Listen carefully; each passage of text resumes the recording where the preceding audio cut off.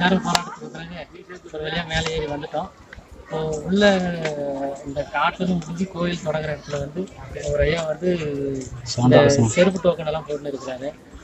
அவர் வந்து இந்த கோயிலை பற்றி சில சிறப்புகளை பற்றி சொல்கிறேன்னு சொல்லியிருக்காரு. அவர்கிட்ட கேட்கும் அவரோட பேர் என்ன, அவர் எந்த ஊர், என்ன சொல்கிறாருன்னு பார்ப்போம். அவரோட பேருங்க பன்னீர்செல்வங்க, ஏப்பள்ளிப்பட்டு நடுவுங்க. இந்த கோவில் வந்து ராமர் கோவில், போடுவாரமனை ராமர் கோவில், ரொம்ப சிறப்பான கோவிலுங்க. இந்த கோவிலுக்கு வந்துட்டு என்ன வேண்டுதல் வச்சாலும் அப்படியே நடக்கும்.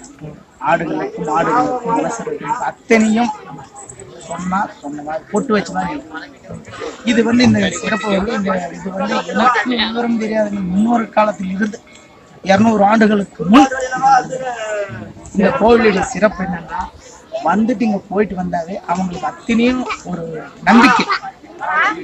அந்த நம்பிக்கை எங்க இருந்தாலும் இங்க வந்துட்டு போயிட்டு அவங்களுக்கு பிரசம் நடக்கும்ன்றது அவங்களுக்கு மனந்திருக்கு. அதே மாதிரி வேண்டுதல் வச்சு என்னென்ன பண்ணணும், என்னென்ன செய்யறாங்க இருக்கிறவங்க. நாம என்ன கும்பிடிக்கு சொல்றதோ அந்த கும்பிடிக்கு அவரை கும்பிட்டு போயிட்டா நிறைவேற்றிட்டு கொண்டாந்து செஞ்சிடறாங்க. குழந்தைங்க பாருங்க இல்லையா, குழந்தைங்க இல்லையா, இந்த மாதிரி குழந்தைங்க இந்த கும்பிட்டு போயிட்டா குழந்தை உண்டான எடைக்கெடை இங்க வந்து போடுறோம். இந்த கோவில் அதே மாதிரி ஒரு ஆட்டுக்கோ மாட்டுக்கோ ஊருக்குள்ள காட்டுலையோ நம்ம மாட்டுக்கு இந்த மாதிரி உடம்பு சரியில்லை, ஆண்டவரை நீ பார்த்துக்கோ, ஓடுவாராமா நீ பார்த்துக்கோன்னா நல்லா. இது வருஷம் ஃபுல்லா ஆளுங்க வந்து போயிட்டு இருப்பாங்களா? இந்த புரட்டாசி மாசம் நல்லா சிறப்பா இருக்கும். மாசம் பூரா மற்ற நாள்ல உங்களுக்கு ஒரு விசேஷம் இந்த கோவில் கும்பிட்டு போயிட்டு நடுமதியில் ஒரு விசேஷம் செய்யலான்னா ஒரு தகவல் கொடுத்து அதுதான் இந்த சிறப்பு. ஆனா சில பேர் மலை ஏற முடியாதவங்க கூட ஒரு 90 வயசு கிளவி கூட ஏறி வர அளவுக்கு அந்த சத்து அந்த ராமர் கோவில் கொடுக்குறாங்க. சொல்லலாம், ஐயோ என்னால் நடக்க முடியலையே, நான் நடந்து முடியலையே அப்படின்னு சொல்லிட்டாங்கன்னா ஆட்டோமேட்டிக்கா அதுதாங்க இந்த கோவிலுடைய சிறப்பு. மிக்க நன்றிங்கய்யா, நீங்க தகவல் கொடுத்ததுக்கு ரொம்ப நன்றிங்கய்யா.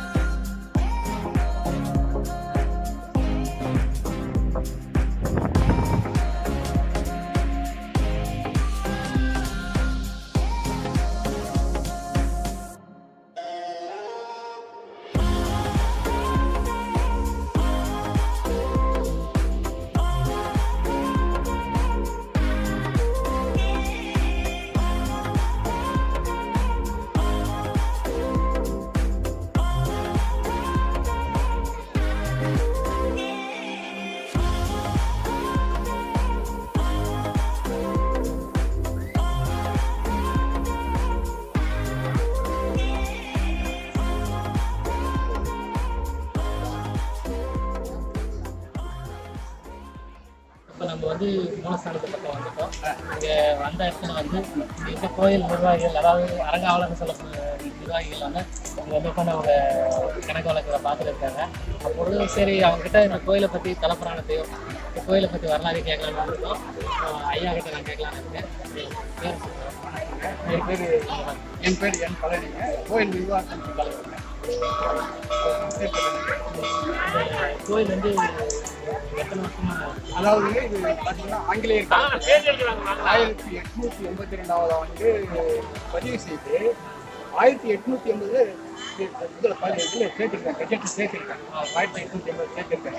இதில் வந்து பார்த்தீங்கன்னா பள்ளிப்பட்டியிலிருந்து வேலூர் மார்க்கெட்டு வரைக்கும் போகிற ரைட் ஆஃப் வேஸ் வந்து 6 yards, அதாவது 3 கஜம், 3 yards, 3 கஜம், 9 அடி அகலம். அன்னைக்கு வந்து ரைட் ஆஃப் வேஸ் கொடுத்துருக்காங்க ஆங்கிலேயர் காலத்தில். அதில் வந்து பார்த்தீங்கன்னா நீளங்கள், ஆடு மாடுகள், பொது சின்னங்கள் அது போகாத ஆங்கிலேயர் காலத்தில் கொடுத்துருக்காங்க. மிக பிரசித்தி பெற்ற கோயில் இது வந்து பார்த்தீங்கன்னா அந்த ஆங்கிலேயர் காலத்தில் ரொம்ப சாதாரண சிலையாக வைக்கப்பட்டிருக்கு. அதன் பிறகு நாளாக நாங்கள் ஒரு கமிட்டி அமைத்து கோயில் கட்டுறதுக்கு வனத்துறையில் முறையாக அனுமதிப்பட்டு கோயில் கட்டுறோம். இங்கே இங்கே இருக்கிற கடவுளோட பேர் ஸ்ரீ போடுவார் பெருமாள். அதாவது அங்கே இருக்கிற மேலே அந்த போட்டுக்கு அந்த பேர் போட்டுக்கிற மலை, அந்த மலையினுடைய பேர் வச்சு போர்டு வரை கொடுத்துருக்காங்க. இப்போ இங்கே வந்து இந்த வருஷம் முன்னேற்ற மக்கள் வருவாங்க, குறிப்பிட்ட காலத்தில் வராங்க, இடைப்பட்ட காலத்தில் வராங்க, வந்துட்டு போகிறாங்க. விழா காலத்தில் நிறைய பேர் நீங்கள்லாம் 3ஆம் சனிக்கிழமைங்க ஒரு 2000-3000 பேர் வந்திருக்காங்க. பிரசித்தி பெற்ற அந்த கோயிலில் வந்து மற்ற நாட்கள் வரணும்னா வனத்துறைக்கு அனுமதி வாங்க. அதெல்லாம் ஒன்று இருக்குது. இது கோயில் ஏற்கனவே அனுமதி வாங்கி போக வர வழிபாட்டு வாங்கி வச்சிருக்கோம். அனுமதி அவங்க வாங்கணும் வரலாம் போகலாம். பூசாரிகள் 3 கிராம பூசாரிகளுக்காக அவங்க வந்து சொன்ன வந்து இப்போ இந்த புரட்டாசி மாதத்தை தவிர வேறு எதாவது மாதத்தில் திருவிழா, அதாவது மார்கழி மாதத்தில் ஸ்ரீ வைகுண்ட ஏகாதசி வருது இல்லைங்களா, அதை வச்சுக்கலாம். புரட்டாசி மாதம் மாதிரி மார்கழி மாதத்தில் ஏகாதசி இன்னும் சிறப்பாக செய்யலாம். கார்த்திகை மாதம் தீப யாத்திரை இல்லைங்களா, அப்போ விழா நடக்கும். அதே மாதிரி கொஞ்சம் வர பக்தர்கள் வந்து காணிக்கை அந்த மாதிரி காணிக்கை சொல்றாங்க. அதாவது வர வழியில வந்து நிறைய இடத்துல பார்த்தா கல்லுக்குட்டி மாடுகள் அங்கே கொடுத்துருக்காங்க. ஆமாம், அதாவது இந்த கோயிலுக்கு மாடுகள் ஏதாவது ஒரு உடல்நிலை சரியில்லாமல் பால் கறந்து இந்த மாதிரி ஒரு ஆண்டவன் வேண்டிக்கிறாங்க. அந்த நேர்த்தி கடனுக்காக அந்த அந்த மாடு கண்ணு போடுறது இல்லைங்களா, பசு கண்டோ அல்லது காலை கண்டோ கொண்டு வந்து விட்டுறாங்க. கோயில் நிர்வாகத்துக்கு கொடுத்துருவாங்க. அந்த காலையை நாங்கள் கோயில் செலவுக்கு வச்சுக்கோம். அப்புறம் உண்டியலுக்காக அவங்க ஏதாச்சும் பணம், கண்கொடை இதெல்லாம் போடுறாங்க. குழந்தை எடைக்கு எடை போடுறாங்க. குழந்தை பாக்கிங் நிறைய இருக்குதுங்க. குழந்தை பாக்கிங் பண்ணாங்க எடைக்கல் போட சொல்லி செஞ்சுக்கிறாங்க நிறைய பக்தர்கள். அதே மாதிரி குழந்தை கொண்டவொன்னே கூட இல்லைங்களா, அந்த எடைக்கு போட்டு கோயில் செலவு. ஸோ அது மாதிரி துலாபாரம் போடுறது இந்த மாதிரி விஷயங்களை வந்து நம்ம கும்பிட்டுட்டு போயிட்டு வந்து இங்கே நிர்வாகத்துக்கிட்ட சொல்லிட்டு தான் போடுவோமா இல்லை? ஆமாங்க, அது ஏன்னா ஆண்டவனை வழிபட்டு வந்து அந்த இந்தியில் அந்த கோயில் எடை என்கிட்ட நிர்வாகத்தை சொல்லிட்டு எடை போட்டு மீண்டும் அந்த எடை என்கிட்ட வந்துடும். அவங்க பேர் எழுதிக்குவோம். பேர் எழுதி நாங்கள் அதை கணக்கு எழுதுவோம். இந்த கோயில் நிர்வாகம் வந்து நீங்கள் எத்தனை வருஷம்? நாங்கள் வந்து 23 வருஷமாக இது பண்ணுறோம். அதாவது 2002 வனத்துறைக்கிட்ட முறையாக அனுமதி வாங்கி 2002 கோயில் கட்ட ஆரம்பித்தோம். இப்போ வந்து நாங்கள் 23 வருஷமாக இது பண்ணியிருக்கோம். 18 வருஷமாக இந்த கோயில் கட்டி 18 வருஷம் ஆகுங்க. அதுக்கு முன்னாடியே நாங்கள் வந்து நிர்வாகம் பண்ணியிருக்கோம் கோயில் கட்ட. சுற்றி பார்த்தீங்கன்னா வனங்களாக இருக்குது. இது வந்து வனமெருக்கள் தோன்றவங்க மக்களை இன்சு பண்ணுற அளவுக்கு காட்டு எருமைகள், காட்டு பன்றி இது போன்றதான் இருக்குது. ஆனால் மக்களை இன்சு பண்ணுற அளவுக்கு நேரம் ஒதுக்கி பேட்டி கொடுத்தது.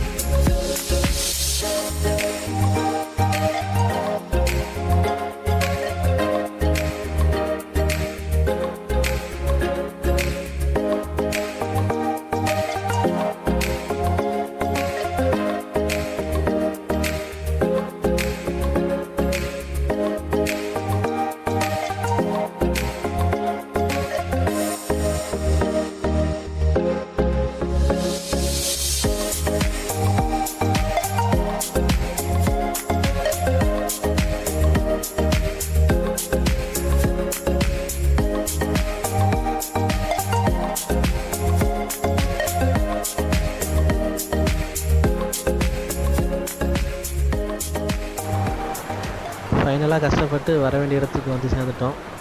இந்த மலையில் பல சிறப்புகள் இருந்தாலும் முக்கிய சிறப்பு வந்து இந்த ஃபால்ஸு. இந்த ஃபால்ஸுக்காக தான் வந்து இங்கே நிறைய இளைஞர்கள் வராங்க, பார்த்துட்டு போகிறாங்க. அது மட்டும் இல்லாமல் இந்த இடத்துக்கு கஷ்டப்பட்டு வந்து சேர்ந்த பின்னாடி அதுக்கான பலன் கிடைக்கிது. ஜில்லுன்னு இருக்குது, அருமையாக இருக்குது. இது வந்து பார்த்தீங்கன்னா ஒரு 50 அடிக்கு மேலேருந்து ஊற்றுற மாதிரி தெரியுது. அதே மாதிரி கீழே ரொம்ப பள்ளமாகவும் இருக்குது, நிற்கவும் பயமாகவும் இருக்குது.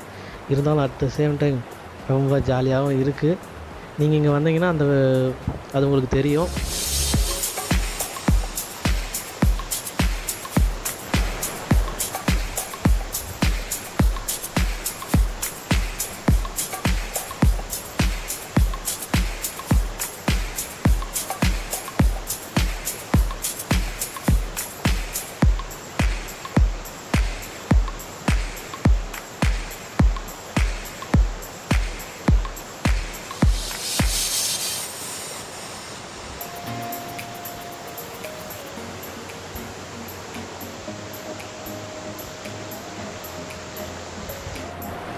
இப்போ பார்த்தீங்கன்னா இந்த ஃபால்ஸோட முழு அழகை பார்த்துருப்பீங்க. பார்க்குறதுக்கு இது வந்து ஒரு குட்டி ஜோக் ஃபால்ஸ் மாதிரி இருக்குது. என்னடா திடீர்னு ஜோக் ஃபால்ஸ் அப்படி இப்படின்றீங்களா? ஜோக் ஃபால்ஸ் இதே மாதிரி தான் மேலேருந்து ஊற்றும். அது ரொம்ப ஹைட்டாந்து ஊற்றும். இதுக்கு தகுந்த மாதிரி கொஞ்சமாக ஊற்றுது. அதே மாதிரி இந்த மாதிரி எங்கள் ஃப்ரெண்ட்ஸுக்கு வந்து மேலேருந்து கூட்டுனே இருக்கிறாங்க. நான் மேலே மீட் பண்ணுறேன்.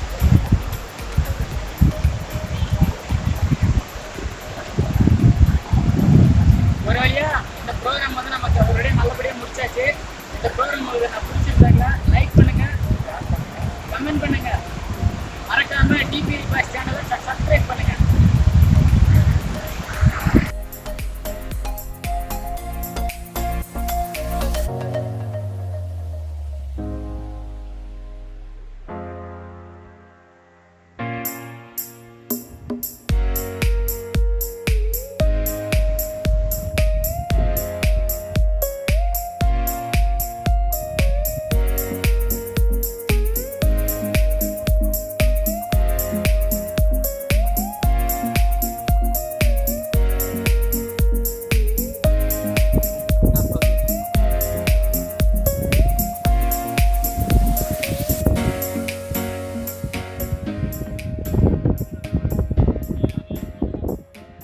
யூடியூப் சேனலில் போகிறோம் பாருங்க.